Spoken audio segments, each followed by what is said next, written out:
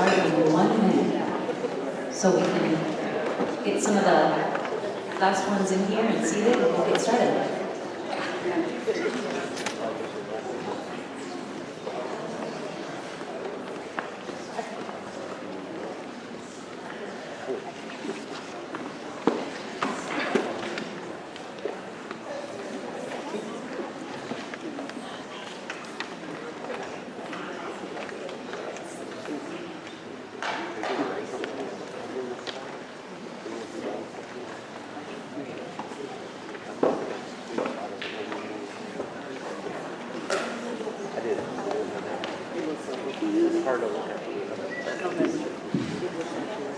Good evening, everyone. Thank you for coming. Welcome to the class of 2020. We like to say they have perfect vision.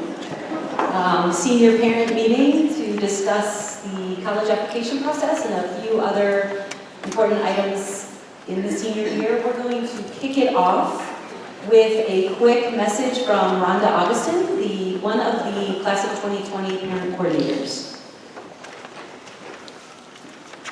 Good evening. I'm Rhonda, and I have a son, Jack, who is in this class, obviously. And Hannah Walquist and I are the parent coordinators. If you came in the main door, you saw some of the leftover decorations from the first day. We also hosted a senior lunch, and we planned other events throughout the year to make the senior year fun. The next event coming up is the senior Halloween, which is always a treat. And we've got all kinds of other things planned. The only way we can make this happen is through your donations. We are self-funded, so we do not get any money from the PTO, from the school. And the suggested donation is $40. If you've already paid, fantastic, thank you very much. I'll be out in the lobby at the end with some paperwork and a donation form and a calendar of key dates that you might want to pick up and put on your calendars. You can follow the senior class of 2020 parents on Facebook. That's a great way. If you've got a quick question, Ashland Portiel is a member of that group, and he's going to be monitoring that so he can answer any questions that you have, and other parents are great resources as well. So that's Sycamore High School class of 2020 parents. And then we also have an email, and that's senioraids20@gmail. So if you have a question about anything, feel free to send us an email. A quick plug for Odd Couples. That's the dance hosted by the PTO on March 7th. Make sure you mark your calendars for that. And then prom is April 18th. After prom, of course, would be that evening, the night going into the 19th. So look out for that as well. That's all. Thank you very much. Thank you, Rhonda. Well, show of hands, how many of you are going through this the first time with your oldest child? Okay, nice, wow. It's about 50-50, guys, so you're all in this together. So those of you who are going through this for the second, third, fourth, fifth, or sixth time, raise your hands. Those of you who raised your hands a second ago, look around. These are your friends, okay? Mr. Mayor always talks about family, so that goes for our parent group as well. So we're going to kind of jump right in here and get started. I am Ann Deleganti Koenig. I am one of the counselors at the high school. I'm the counseling department chair, and I share the class of 2020 with Mr. Sweeney. And you can see that the class is kind of split down the middle. It was a new counselor configuration that we started last year. So we inherited all the class of 2020 last year, and then we will see them all the way through this year, and at the end of this year, Mr. Sweeney and I will drop back down to the 9th grade and welcome in the new class and stay with them for all 4 years. So if you have other kids at the high school, you probably know their counseling team as well. Mr. Portiel is the grade level administrator for the class of 2020, and he shares responsibilities with Mr. Mader. They kind of tag team, but Mr. Portiel is the lead person, as Rhonda mentioned earlier. So, welcome. Mr. Sweeney and I are going to tag team this presentation. This is basically the presentation that we gave to all the seniors on their first day back from school. So, I mean, you were there with them. You know how excited they were to come to school that morning. Couldn't wait, you know, get up. They had their outfit all laid out the night before. No? Okay. Senior year, not first grade, right? So we want to share this information with you so everybody's on the same page and you've heard what they've heard. We have a couple little secret slides in here that they didn't get to see, and we had some secret ones in theirs too, but not really. This is basically the same presentation. So the point of tonight is to quickly go through a lot of the details, not overwhelm you, but give you sort of that information that you need to get all stressed out and then turn you loose. But then we hope that you will make appointments with us if you have questions or send us emails and let us help in any way that we can. So, as we get ready to embark on senior year, whether your son or daughter is planning on going to school after they graduate, into the military, into the world of work, a gap year, or the tons of other combinations that they may pursue, it can be kind of overwhelming. The college application process in some ways is so much easier than it used to be, and in other ways it's so much more complex. So we help them navigate through that entire process, and we've kind of been preparing them for it for the last couple of years, met with them at the end of junior year to talk about what to do over the summer and what they were in for this year. But usually they don't really start hearing it until this year, or until like October 15th and everything's due November 1st, or something along these lines. So we're gonna go through this. Mr. Sweeney and I are doing something new this year just to make sure that we're super accessible to the kids. We're always accessible, but sometimes they don't have the time, or they don't find the time in their day to come see us, and they have a quick question, or just something that we could give them a very quick answer to, and then they could carry on with whatever it was that they were doing. So every day through the month of October, and then we may continue it after that, we started today, and we will be in what's called the Post-Secondary Planning Center, which is right across the hall from the counseling offices, and it's a big open room that they can kind of see us when they walk by, and we'll be there during lunch and aviator bell, so that they can come and see us and not have to miss class. It's just that, you know, hey, I'm trying to do this on my common application and I'm stuck, or hey, my mom said I had to come talk to you today. Showing us a lot of love like that. So we'll be there every day. So remind them that they can pop in. They can always send us an email and schedule an appointment during like a study hall or whenever they feel like there's a good time in their day. Or they can just pop into our offices as well. So they're never not able to see us or find us. It's just that a lot of times we may already have someone in there, or we may be in a meeting or something like that. So we're really trying to be accessible for those quick little walk-by questions and take care of things so that they don't have to miss class. Oopsies, got a little aggressive there. The main thing that we talk to them about is staying informed, and also to you about is staying informed. So we do have a Twitter account and a Facebook account. We don't Snapchat or anything super cool like that, but we do encourage you to follow us at Abe's Counselors. We post a lot of information that is very pertinent, especially to 11th and 12th graders. Some of the things are just newsy, like, hey, the deadline for the next ACT is coming up in a week. Some of it is, hey, the rep from Ohio State will be here on this day, have you signed up?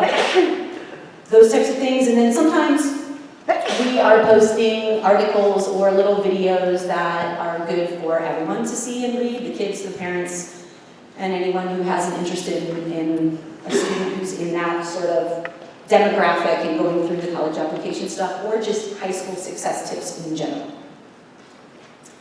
So this is new. We are using, Mr. Sweeney and I and Mr. Portillo are using the Remind app. So if you get out your phones and you send a text, you type in the number 81010, and then you use that code, and the @ sign is, you have to add that, so you have to add the @ sign. And then 72BAA6A. You will receive text right to your phone, so you don't have to go through the whole email thing. We will use it for quick little hits here and there, and things that are just, we don't want you to forget. For example, last night I sent out a text to the entire senior class saying, hey, remind your parents that tomorrow night is the senior parent meeting. Did any of them remind you? Yes. Go texting. All right. So you can be included in that. You can get all the same text that we send them. We won't blow up your phone, but we will send out quick reminders and those types of things. The SHS website. Oh, put that back. Okay. 81010, and then that is our class code. You can't reply to the text, but you'll like getting the messages that way, I think.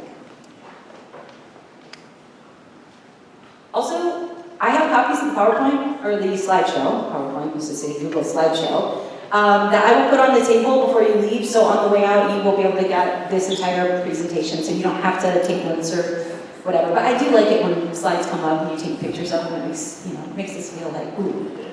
And everything is on the website. It was updated today, so up until today we had last year's class of 2019 stuff on there. If you go to the counseling website, 12th grade college app pit stop. You're going to have all of this and more on there, and the presentation from tonight will be on there as well. Like these double microphones? I know. We're just on it, aren't we? Yeah. Okay, so the SHS website. We like Mr. Sweeney just said, we put everything on there. So every presentation for every grade level, you'll see like 9th grade, 10th grade, whatever, and then 12th grade, it'll be like the 12th grade class of, senior class and college application pit stop. Every document, everything that you got in your little packet tonight, every presentation, coffees with the counselor, pretty much everything that we do out of the counseling department is on our website. We beg the kids to go there, but they're just, I don't know, they're just not a high school counseling website these days. I don't know what's wrong with them. I find it enthralling, but they don't so much. We're going to skip through that one, but so when we had them in here, we clicked on that link and we showed them like live pages of the counseling department and where it's the college application pit stop there on the left and all kinds of other things. Also, every scholarship that we get word of in the counseling department, we update on that same menu. If you click on 12th grade, you'll be able to see the scholarships. You'll be able to see student opportunities, internships, all those types of things. We post anything that local businesses or universities send us about summer programs or opportunities during the year, scholarships, you name it. It's all in there. It's all very organized.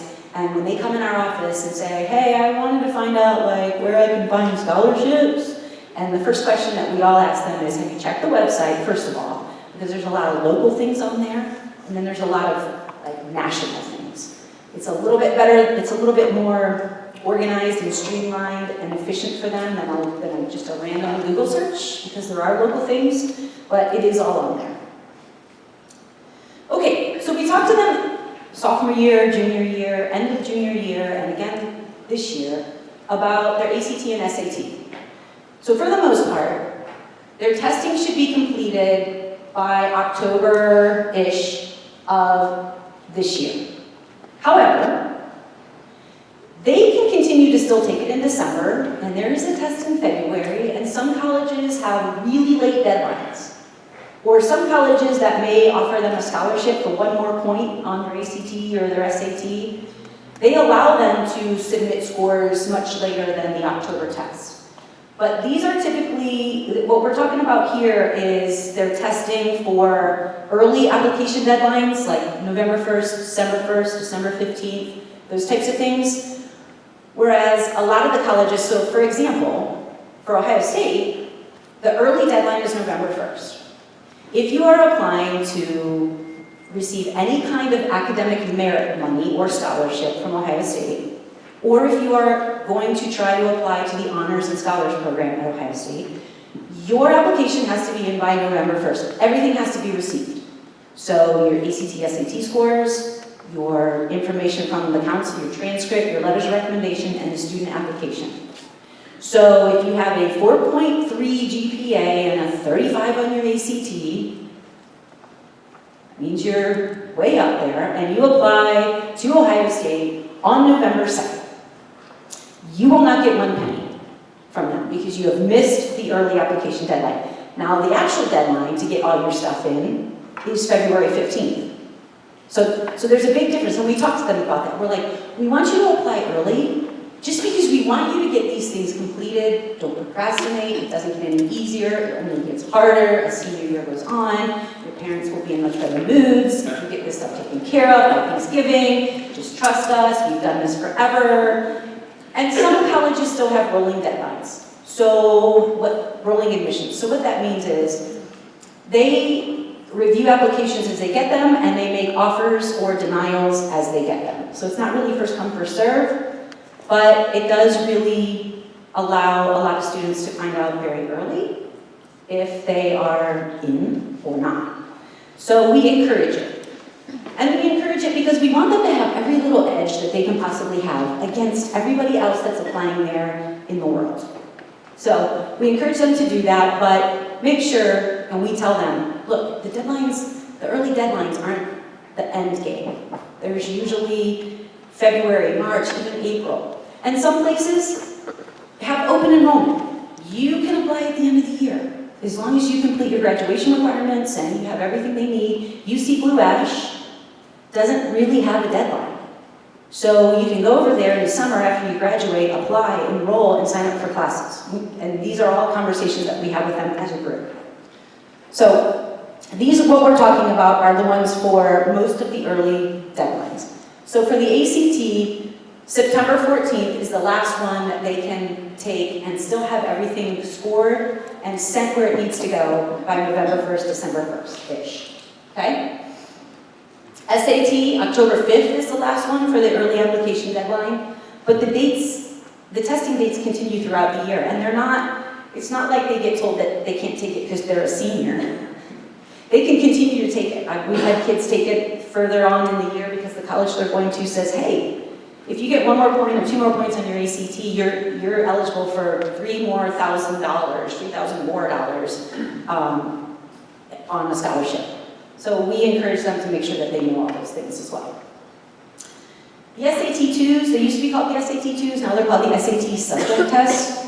So if you have kids applying to selective schools, it's usually a selective school thing, think of these as almost like AP exams. So they're special subject area tests by the College Board, they're under the SAT umbrella, so very similar to AP exams, that some very selective schools want to see just an additional test besides their actual SAT or ACT score or AP score.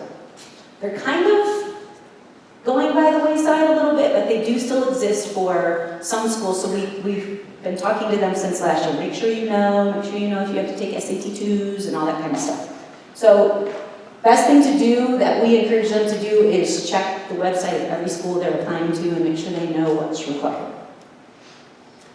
So they, not you, make them do it, have to make sure that they send their ACT and SAT scores to the schools to which they're applying. We can't do it for them. Back in the day, we used to be able to Xerox them, stick them in an envelope, put them in a mailbox, and off they went, and somehow they got where they were supposed to go. Now they just have to make sure that they designate where they want their scores to go in their ACT or SAT account online. Every college has a code, and they designate where they want it to go, and that's how the college gets it. Now, they took their ACTs last year, or even in sophomore year, and they got a score that they don't want to retake or risk getting a lower score. Every time they register to take an ACT or SAT, they can send them to 4 colleges for free. You have to do it at the time of registration.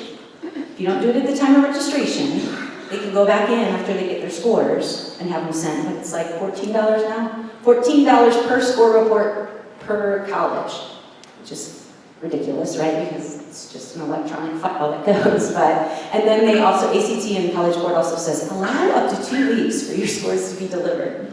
Okay, it's a click. I mean, it's a button, right? I mean, I'm not a computer person, but I feel like I can get things done pretty quickly these days, and I don't know why that is what it is. But So just make sure that that's all tidied up. That's one, as you partner with them on this journey, this is one thing that's like a little maintenance item. That's a really good thing to make sure their scores are already designated to go where they're supposed to go. Even if they haven't even started their applications yet, do this, because then everything will be where it's supposed to be.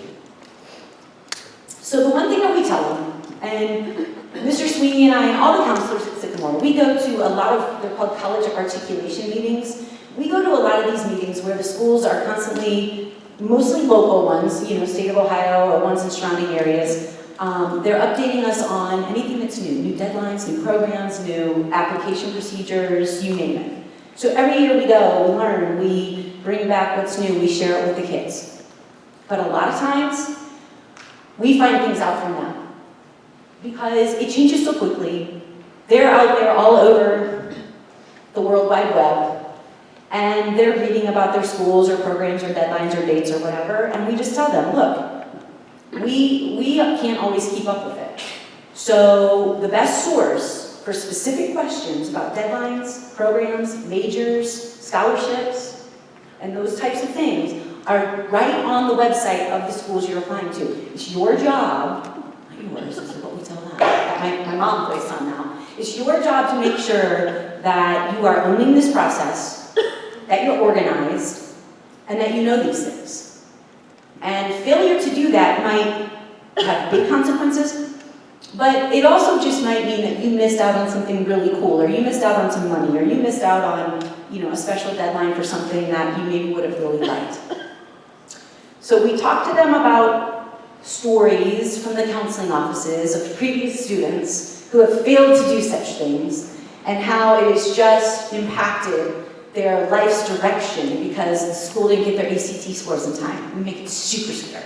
And like there were a lot of tears, and they were trying to yell at us and tell us it was our fault, but we were like, no, it's your, we don't really do that. But we do tell them stories about students who aren't on top of it and don't get things finished in time or don't know something. So we talk to them about how it's their job to do that. Okay, so this is a big night. It's like one of the worst nights of your life so far as a parent. But this is the night where we have a speaker who comes in from one of the local universities and talks to you about the FAFSA, commonly also called the FAFSA, but it's the FAFSA. It's the Free Application for Federal Student Aid. And typically we have someone from Miami or UC or wherever, and they don't just talk about it for their school. They talk about the form. It's kind of like an educational evening for everyone. And there are a couple incorrect dates floating around out there that says that this is in October. But this is the correct date, and it's here, and it's worth your while to come to that. And we also told them that they should come with. So if they seem really weird that day, and they're like, hey, I want to, you know, we've kind of nudged and urged them to do that. So Tuesday, September 24th, here.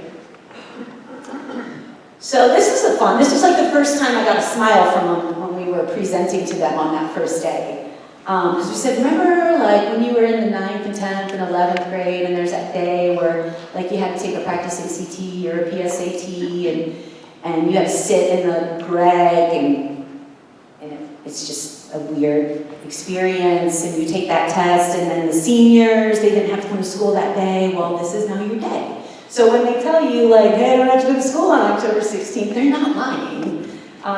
Mr. Mader, several years ago, made this a day for seniors to use as a sort of like work on your life kind of day. So we call it a college visit day, but we also tell them that maybe they're finished with their college visits. Maybe they're not going to college. Maybe they want to shadow someone in a job or a career that they're thinking about choosing. Maybe they want to work on their applications, whatever. It's a day, and we say, look, we're not going to police you. You don't have to come to school that day. It is a free day that you will not get when everyone else is in school the rest of the year, until the very end of the year. And you can sleep if you want. I mean, we're not coming over to your house to like check on you, but it would be really sad if you didn't take advantage of this opportunity and have some fun with it. Talk to your parents about it, schedule a visit somewhere. Make sure you get online and schedule that tour because campuses are busy in the fall and sometimes they're full with the tours or whatever. Or make some phone calls, stop by some places of people that you know have jobs that you're interested in. Don't be afraid to ask, hey, can I come that day and like see what you do? And we talked to them about how adults love a high school kid who says, hey, I'm like kind of curious about what you do. Could I come to your place of work, or could I volunteer in your office, or whatever? And you never know what it might lead to. So we tell them they don't have to come to us and like ask us if they can do those things, or even you. They can go do those things. So know that they've been told that, and encourage them to take that initiative, and even if it's not on this day, maybe you're going to do a visit on that day, and they can do that same type of job shadowing after school, or they could take a day to do something like that if they don't miss a lot of school. So there it is, October 16th, seniors do not come, everyone else does, and they test for a long time. So if you have younger ones, they don't like that day and your senior loves it.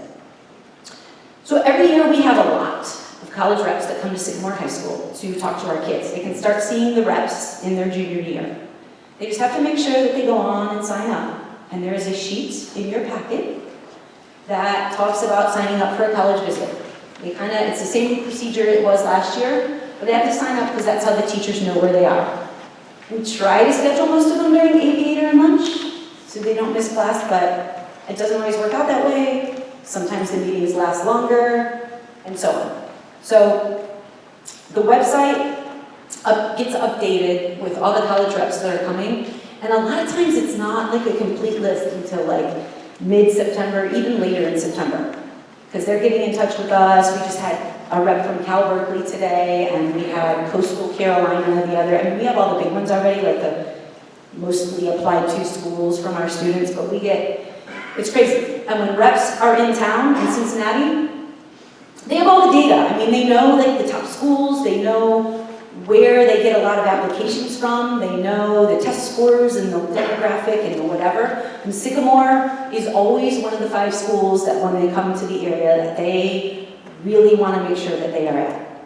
So they can talk to your kids and share information. And this isn't just always like the big name schools, this is just sometimes schools wanting to get their name out to your kids. So you can go in and search that. Right now, I would say it's pretty light, but in the next couple of weeks, it'll really be a much richer list of schools.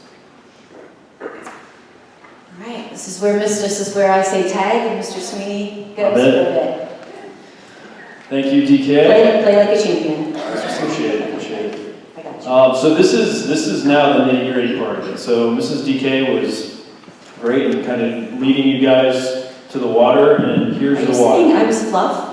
No, Are you sure? not at all. I don't want to just be fluff. No, I'll actually trade it. Me too. Like, all right, I'm gonna turn this off because if I don't, I won't stuff. Yeah, she won't. All right. So, as Mrs. DK said, we met with all of the seniors on the first day of school, and we walked them through the process. Now, we also understand that was the first day of school. There's a half day for seniors. Some people may have been paying attention, some maybe not so much. But we've already started the pit stop, if you will, during Aviator Bell and lunch today in the PSBC. We had several students stop by asking questions about, hey, I'm working on the Common App, got to this part, I need some help. Or I'm at my essay, I'm not really sure where to go from here. So we are doing that, and this is, I don't know, maybe the first time ever in Sycamore's history where there's counselors appointed just to the senior class. So we are just working with seniors this year, so our time is for them. We want to make sure it's meaningful. We want to make sure that we're available for them. Because as they are going through this process, there's going to be a lot of questions. And you may or may not know the answers, depending on if you've had students already go through the process. So, the application itself is the biggest piece, of course. The nice thing today, in 2019, is that there's something called the Common Application. Some people like it because it's a one-stop shop. Others say there may be too many questions on there. I don't know. But the whole point of it is that the Common Application has hundreds of schools where you can go on and you can fill out this application. For the most part, the majority of the information fill out at one time, and then you can send that to multiple schools.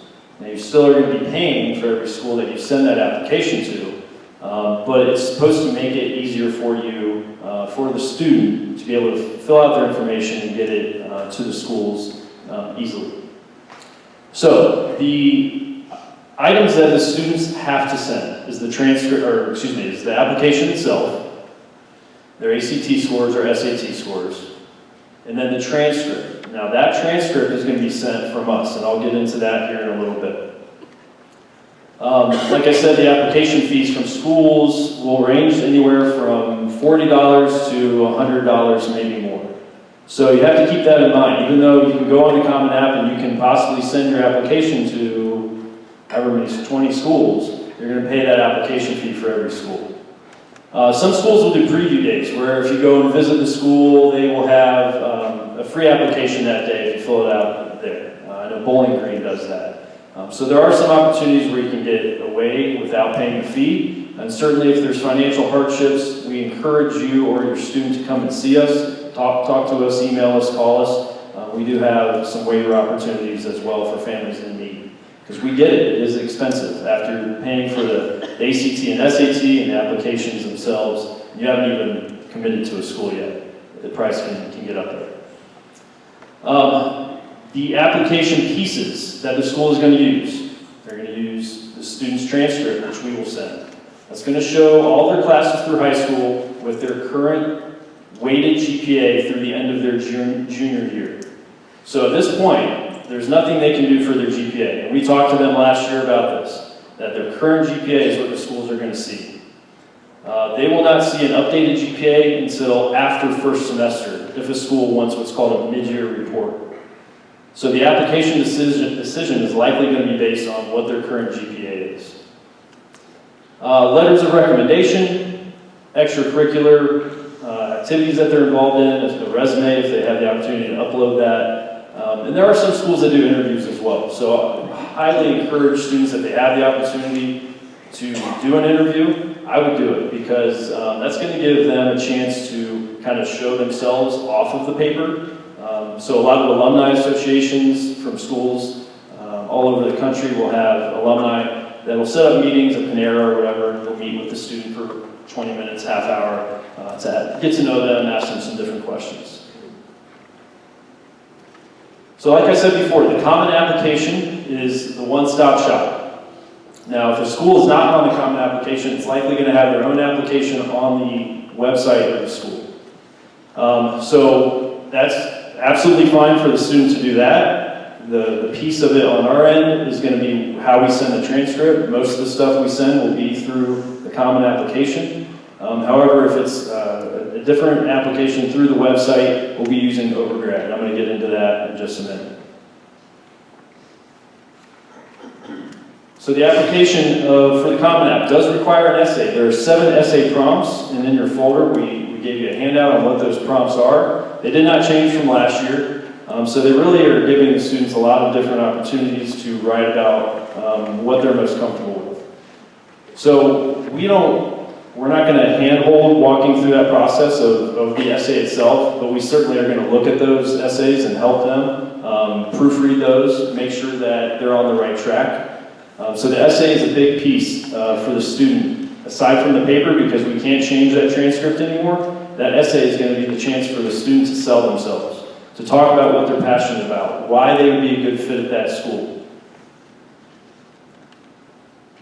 And there are going to be possibly some supplemental essays as well. So if a student is applying to maybe an honors program, or they are applying to a specific major, there might be supplemental essays on top of that. So some students might be writing multiple essays for one school. This is just a snapshot of some of the schools that are on the Common Application, some of the more popular schools that our students do apply to. So as you can see, there are a lot on there. The ones that are not, I think we've had several that have joined the Common App this year. I know South Carolina is a popular school for Sycamore students. They are on the Common App this year as well. And you may hear about the Coalition application. Some schools have both, okay? So they may have the Common App and the Coalition application, We're not going to talk a lot about the Coalition app tonight because there's not that many that will use it, but certainly if your student is using the Coalition application for a school, we can walk them and help them with that process as well. Okay, the letters of recommendation. Some schools will ask for them. Most schools will ask for a letter of recommendation. But what we tell the students, and we're very, very, very serious about, is that they only need to send as many letters of recommendation as the school asks for. So if you go into the Common App and you pull up a school and they're just going to say, UC needs, I think they might even say 0 letters, but you can send up to this many, you really only need to send 1. For a couple of reasons. One, because the admissions officers at these schools aren't necessarily going to want to read 10 letters of recommendation. They don't need them. What they want to know is, what is that student like in the classroom? What are they like in relationship with that teacher? What are they like working in a group and helping others? So they can get an idea of what the student's persona is like, what the personality is like from a teacher's perspective. And we need to make sure that we're respecting the time of the teachers. So you think about it, every letter could take an hour or more. And some of our teachers get asked to do upwards of 40, 50 letters. So that's a lot of time out of their personal time to write those letters. So we just ask that the students respect that. We've told them you need to have that conversation face-to-face with the teacher, ask them to write you a letter, and then follow up with putting their information in the Common application. For the counselors, we will send a recommendation letter if the school needs it. The student doesn't need to come ask us. Mrs. DK and I know the schools that need a counselor recommendation. What we've asked them to do last year is they had to fill out a survey that basically had some questions that are going to help supplement that piece, and certainly we'll meet with them one-on-one if I need more information. So just to reinforce what Mr. Sweeney just said, so every student who applies on the Common App, they need a counselor recommendation. So that's probably more than half of each of our students who are using the Common App, probably 75–80% of our students use the Common App. So just so you know that happens. We automatically do that counselor recommendation for them with every Common App and then the other ones that go out. So they know they don't need to request from us. They have to request us when they're doing their application. Then we get sent an email saying, you know, so-and-so requests you to, and we go into our Common App file and we can see all of our students, where they've applied and when they've applied, and we just take care of that. Super fun. So yeah, so how do they request that letter? They'll do that through the Common App. They'll put the teacher's information in there. They'll send them a link directly to the teacher. The teacher uploads it in the Common App so the student doesn't see it. Same with us. So it's a pretty seamless process. As the student is going through the Common application, it's going to have green check marks at every part that they have to fill out, and the recommendation being one of them. The piece that we need to make sure students and parents know is that when it gets to that FERPA part, where it's asking for a release of information, for the student to waive the rights. There we go. They're waiving the right to review the recommendation. And that is, it's not because the teacher or us are going to be putting anything negative into the letter. The schools want to make sure that the letters are uncensored, that it's coming directly from us. So when they go in there, they have to check the box that says, I waive my right to review, and then we'll send their letter, as well as the teachers. But one other thing, if they don't waive their right, they can't see it anyway. So that information isn't released to them. So if they are thinking that by not waiving their right, they can see their teacher recommendations or other things in their file, they can't. But with the FERPA laws, they just have to ask. I don't know why they really give them choices other than, I don't know, these kids are used to choices, but they can't, if they don't waive their right, they still can't see their stuff.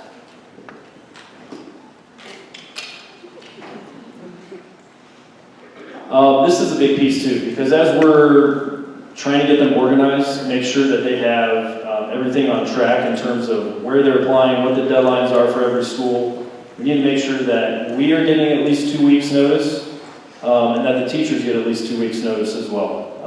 Especially with us having 200 seniors each, if a student comes to us the day before the application is due and they're saying, hey, I need you to send my stuff to so-and-so.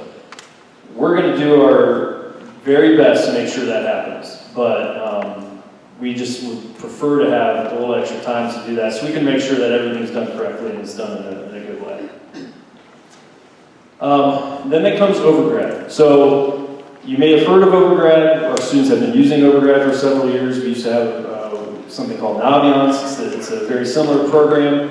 So this is how we collect all of our data for Sycamore High School seniors, graduates, where they're applying, where they get into school, where they're denied, and where they end up going. So we use all that data to help the classes coming up behind them to kind of do a little research, and they can see how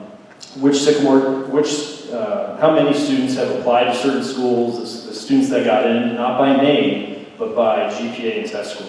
So there's no identifying information on there aside from those numbers, but it kind of helps make informed decisions in terms of schools that fit. So this is also what we use to track the applications that are going out now. Every application that a student sends, they need to put into Overgrad. So it's kind of a two-step process. They're filling out the Common App or the application through the school's website, and then they're going into Overgrad, and they're putting that school in, and they're requesting their transcript to be sent. So this is where the transcript piece comes in. If the student does not put in their school in Overgrad and request the transcript, we will not know, and then the transcript won't get sent. They can't come to us by word of mouth and say, hey, I need you to send my transcript to UC. It has to go into Overgrad, so we track that. And then I get an alert every day, and I go in and I log into Overgrad, and I see who needs a transcript sent. So there's instructions in the folder that we gave you. All of this is online as well, as far as the steps to do that. Once you're in Overgrad, it's a pretty easy process, but it's also helpful for the student, because then you can track all of the schools that you apply to, the ones that are in Common App and not in Common App, and you can see, oh, hey, Mr. Sweeney sent my transcript today. I know I'm good. It's going to show you the date that I sent it, and it's going to show if the school has received it or not. So it's a pretty useful tool, but the students have to use this for all of their applications. So like I said, the instructions are in the booklet and online as well. If you have any questions about this, please let us know. We can help walk you through it. Really, we're going to be doing that with the students as they're requesting the transcripts. If they have issues, we'll be going over that with them individually.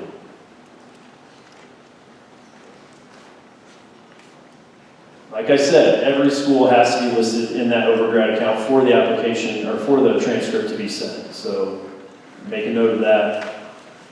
They've all heard this. Like I said, I don't remember how much they remember, but they have heard this. Then the transcripts. We are going to be sending the transcripts to every school. And what we're going to do is we're going to give a packet to every student in Aviator Bell. It's going to have their updated transcript in there, because a lot of the questions in Common App may be they need to self-report their grades from high school, so they're going to have that, so they can see what their current GPA is. They can see what all the classes and grades are that they've had throughout high school. And then it's also going to have they're going to get everything that you guys got tonight. We know a lot of the students are already working on this, so they may have already gone online and figured this out, but we've gone through this with them. We're going to make sure every student has it in their hand, so they don't have an excuse to come home and say, I don't know what I'm supposed to do because Mr. Sweeney and Mrs. DK didn't tell me. That's not true, because you guys are hearing the same thing tonight. So if there is any discrepancies on those transcripts, please let us know. There shouldn't be. We proof them every year, but if you have a question when your student brings that home, please let us know.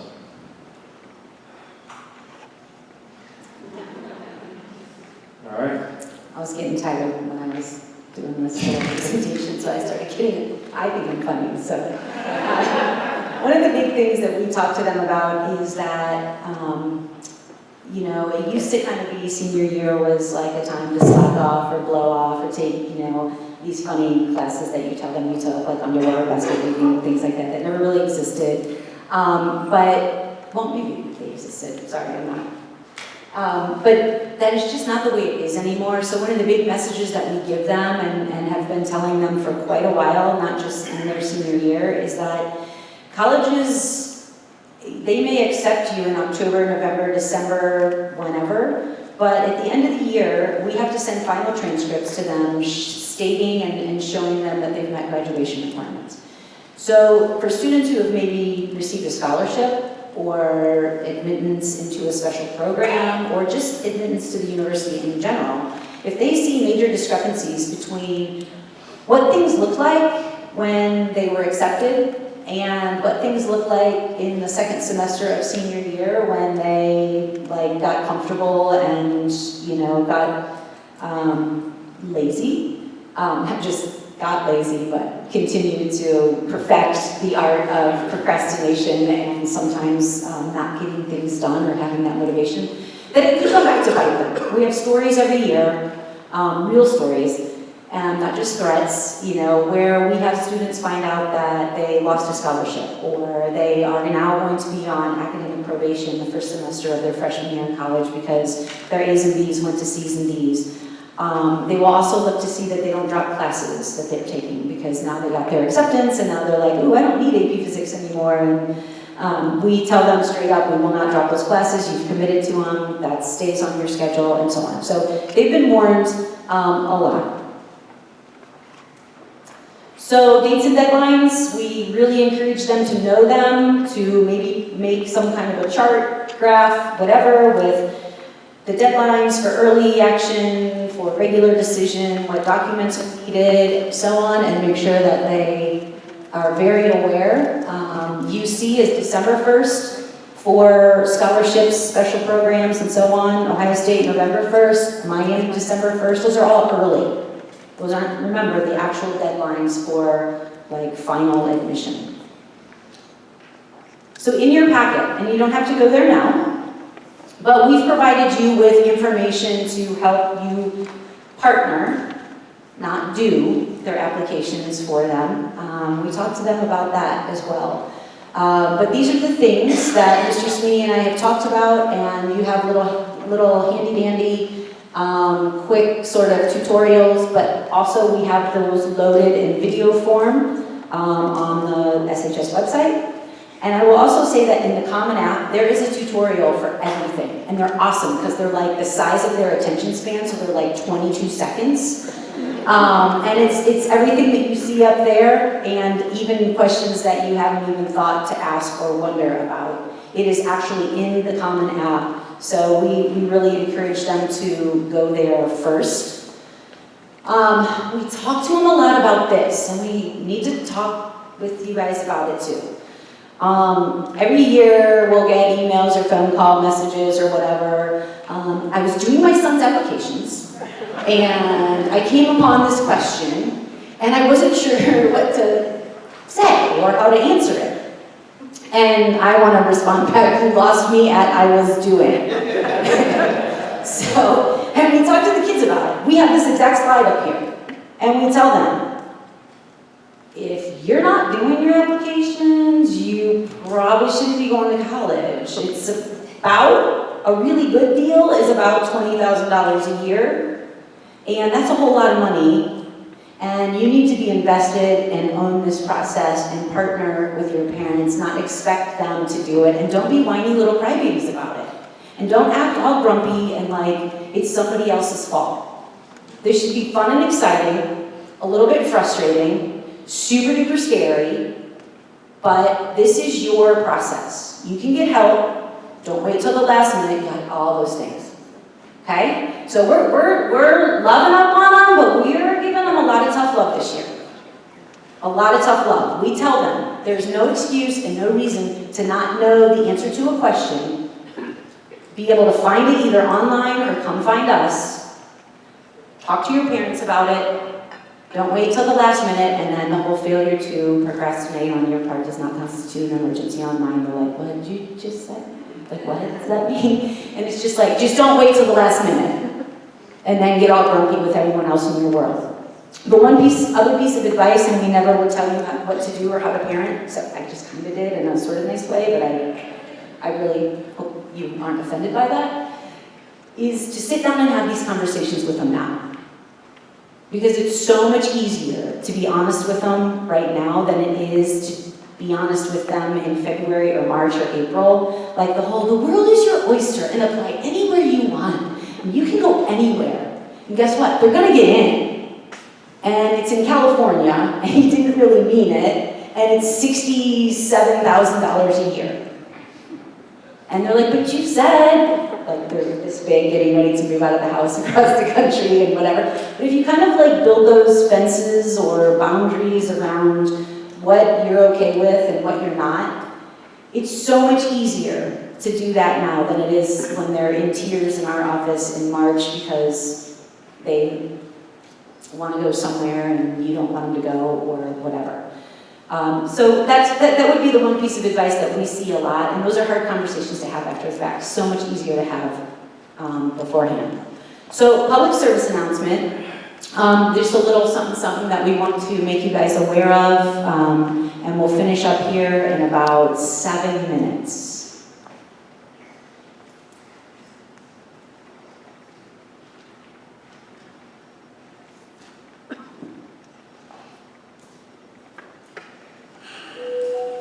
When I was younger, my middle school days, I heard about it. I thought it was immune, I thought it was invincible. But now that I'm here, and it got me, I realized that no one's immune. Not even I'm immune. It's a disease, it's an addiction. It's like cancer or black tar heroin. Maybe it's the worst of both worlds. It's a disease and an addiction. I'm a 4.0 student, or at least I was. So it's kind of a misconception. This disease is a fear of old people, but in reality, it's much worse. As a junior, I witnessed this firsthand. I texted my friends and asked them to come and study with me, but none of them replied. I'll be sitting in study hall and I'll be the only one doing anything. And then I wonder, am I next? Shoot a pillow. Sorry. I want to be interviewed. I mean, it's for me personally, it's torn apart relationships, friendships. I mean, it's torn my family apart. Do you know what it's like to have your dad go on Infinite Campus and see you have a D- in aviation and space? AP Psychology has set it up so they have less homework now, and the hope is that they're studying more for the national exam in their free time, and what they're actually doing is they're spending more time outside with their free time versus studying. It's hard to explain. I was doing my homework, and it hit me. Hit me like a brick wall. Words can't explain it. A couple weeks ago, took out my homework, looked at it. I didn't do it. Ever since then, couldn't do any. No catches drives bicycle handling course names.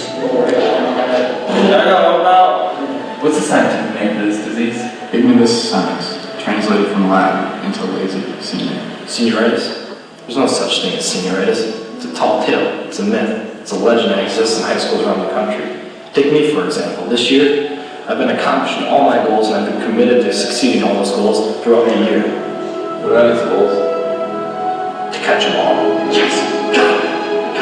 I've been thinking, and I don't even think it is a disease. It's more of a blessing, you know? Like I got more time to do more free time, do anything I like. I mean, I'm supposed to be in class right now. Right here. I don't even care. It starts with just one person. Jealousy of this one person gets in, and it spreads. It spreads like wildfire. They're not preparing for tests like they used to. How do I know this? I am that one person. When's the last time you did homework? Well, a couple of months ago, I took out my stats book to study and I just threw up on it. Does that count? So this year I decided to focus on my sports. I don't play any sports. In January 2012, an epidemic broke out. Halo games were being played on computers throughout the school. It was awesome. Why not go 8:15 to 3:40, putting in an appropriately placed nap time for the students? For God's sake, I'm failing Foods 1 now. But I don't even care. Day 92 after infection from senioritis. This disease has racked my mind, my body, and my soul. but I'm still clinging to the last remnants of my former life. It's affecting everyone. You can run, but you can't hide from Satanites. It's coming for you. It's coming. It's coming for you.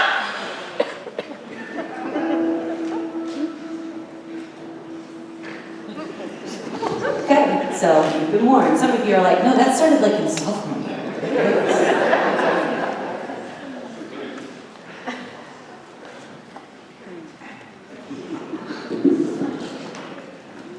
Bye. Thanks for coming.